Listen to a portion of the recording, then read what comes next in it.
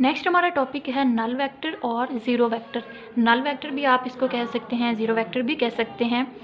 Definition, a vector whose magnitude is zero called null vector और zero vector. Means ऐसा vector जिसकी magnitude या numerical value आपके पास ज़ीरो हो उसे हम नल वेक्टर कहेंगे या आप ज़ीरो वेक्टर कह सकते हैं।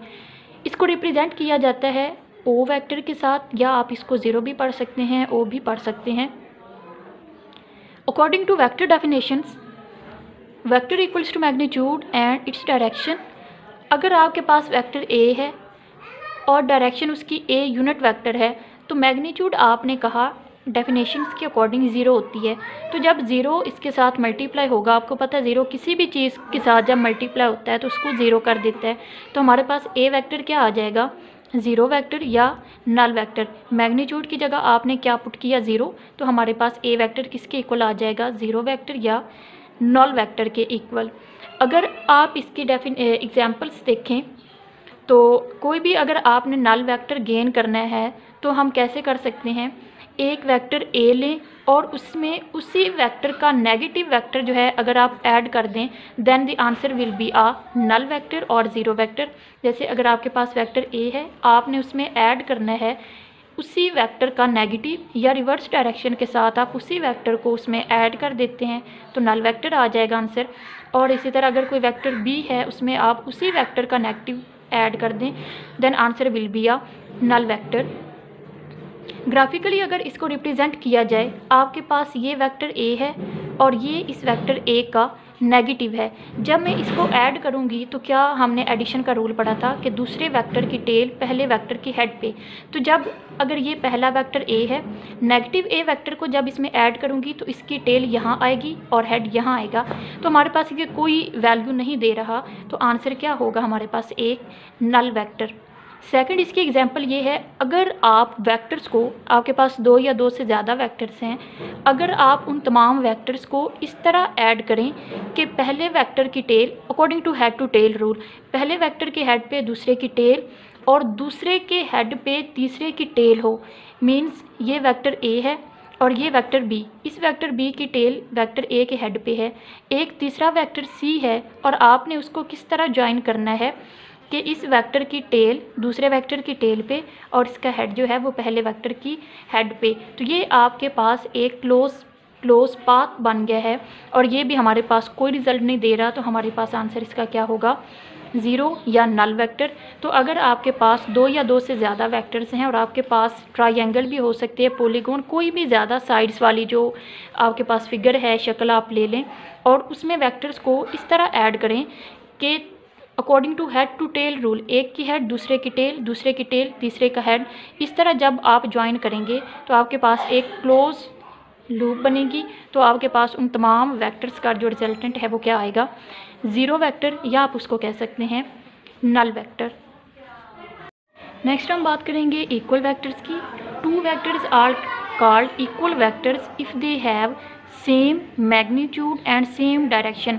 दो रिस्ट्रिक्शन यहाँ आपने पढ़ी कि एक तो जो आपने दो वेक्टर्स लेने हैं उनकी मैग्नीट्यूड सेम हो और दूसरा उनकी डायरेक्शन सेम हो, तो वो दोनों वेक्टर्स आपस में क्या होंगे, इक्वल होंगे।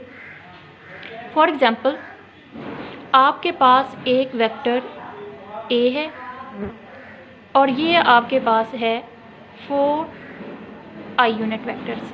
Means i unit vector show कर रहा है कि x डायरेक्शन में जा रहा है और 4 क्या है, इसकी मैग्नीट्यूड को शो कर रहा है। 4 क्या है, मैग्नीट्यूड है, और i क्या शो कर रहा है, x एक्सिस को। इसी तरह आपके पास एक वेक्टर b है, ये भी क्या है, 4i। 4 क्या है, मैग्नीट्यूड को शो कर रहा है और i क्या है, x एक्सिस में डायरेक्शन। तो a और b दोनों की मैग्नीट्यूड भी सेम है और दोनों की डायरेक्शन भी सेम है, तो हम कह सकते हैं a vector equal to b vector. अगर ग्राफिकली रिप्रेजेंट किया जाए तो हमारे पास ये क्या बनेंगे, ये x एक्सिस में a वेक्टर जो कि 4 i यूनिट वेक्टर है और b क्या है, ये भी सेम है, b vector 4। I unit vector. तो दो पैरेलल वेक्टर्स भी इक्वल वेक्टर्स होते हैं, मीन्स उनकी एक तो मैग्नीट्यूड सेम होनी चाहिए और दूसरा उनकी डायरेक्शन सेम होनी चाहिए। एक चीज़ और यहाँ पे नोट करने वाली है वो ये कि इनका इनिशियल पॉइंट जो है वो कोई भी हो सकता है, मीन्स ज़रूरी नहीं कि अगर आपके पास ए जो है वो यहाँ इससे शुरू हो रहा है, उसका कोई भी इनिशियल पॉइंट है, तो ज़रूरी नहीं बी भी उसी पॉइंट से शुरू हो। बी किसी भी और पॉइंट से शुरू हो सकता है, हाँ, लेकिन उसकी डायरेक्शन और मैग्नीट्यूड वेक्टर ए के इक्वल होनी चाहिए, और तब हम कह सकते हैं कि कोई भी दो वेक्टर्स जो हैं वो आपस में एक दूसरे के इक्वल हैं। इसकी आप और भी बनाना चाहें, अगर वाई एक्सिस में आप ले रहे हैं तो ये ए वेक्टर है और ये आपके पास बी वेक्टर है। ये दोनों वेक्टर्स एक दूसरे के इक्वल हैं और इनकी डायरेक्शन आप क्या कह सकते हैं, 3j यूनिट वेक्टर, और बी भी क्या होगा, 3j यूनिट वेक्टर। इस तरह आप कोई भी दो वेक्टर्स को एक दूसरे के इक्वल कर सकते हैं, उनकी मैग्नीट्यूड और डायरेक्शन को सेम करके। नेक्स्ट हम बात करेंगे इक्वल वेक्टर्स की। Two vectors are called equal vectors if they have same magnitude and same direction. दो रिस्ट्रिक्शन यहाँ आपने पढ़ी कि एक तो जो आपने दो वेक्टर्स लेने हैं उनकी मैग्नीट्यूड सेम हो और दूसरा उनकी डायरेक्शन सेम हो, तो वो दोनों वेक्टर्स आपस में क्या होंगे, इक्वल होंगे।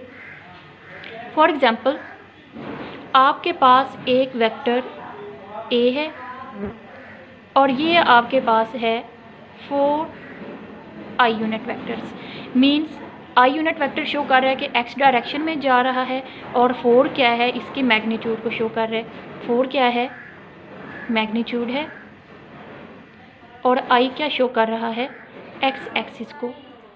इसी तरह आपके पास एक वेक्टर बी है, ये भी क्या है, 4 आई।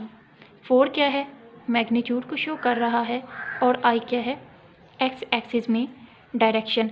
तो ए और बी दोनों की मैग्नीट्यूड भी सेम है और दोनों की डायरेक्शन भी सेम है, तो हम कह सकते हैं A vector equal to B vector. अगर ग्राफिकली रिप्रेजेंट किया जाए तो हमारे पास ये क्या बनेंगे, ये एक्स एक्सिस में ए वेक्टर जो कि 4 आई यूनिट वेक्टर है, और बी क्या है, ये भी सेम है, B vector 4 I unit vector. तो दो पैरेलल वेक्टर्स भी इक्वल वेक्टर्स होते हैं, मीन्स उनकी एक तो मैग्नीट्यूड सेम होनी चाहिए और दूसरा उनकी डायरेक्शन सेम होनी चाहिए। एक चीज़ और यहाँ पे नोट करने वाली है वो ये कि इनका इनिशियल पॉइंट जो है वो कोई भी हो सकता है, मीन्स ज़रूरी नहीं कि अगर आपके पास ए जो है वो यहाँ इससे शुरू हो रहा है, उसका कोई भी इनिशियल पॉइंट है, तो ज़रूरी नहीं बी भी उसी पॉइंट से शुरू हो। बी किसी भी और पॉइंट से शुरू हो सकता है, हाँ, लेकिन उसकी डायरेक्शन और मैग्नीट्यूड वेक्टर ए के इक्वल होनी चाहिए, और तब हम कह सकते हैं कि कोई भी दो वेक्टर्स जो हैं वो आपस में एक दूसरे के इक्वल हैं। इसकी आप और भी बनाना चाहें, अगर वाई एक्सिस में आप ले रहे हैं तो ये ए वेक्टर है और ये आपके पास बी वेक्टर है। ये दोनों वेक्टर्स एक दूसरे के इक्वल हैं और इनकी डायरेक्शन आप क्या कह सकते हैं, 3j यूनिट वेक्टर, और बी भी क्या होगा, 3j यूनिट वेक्टर। इस तरह आप कोई भी दो वेक्टर्स को एक दूसरे के इक्वल कर सकते हैं, उनकी मैग्नीट्यूड और डायरेक्शन को सेम करके।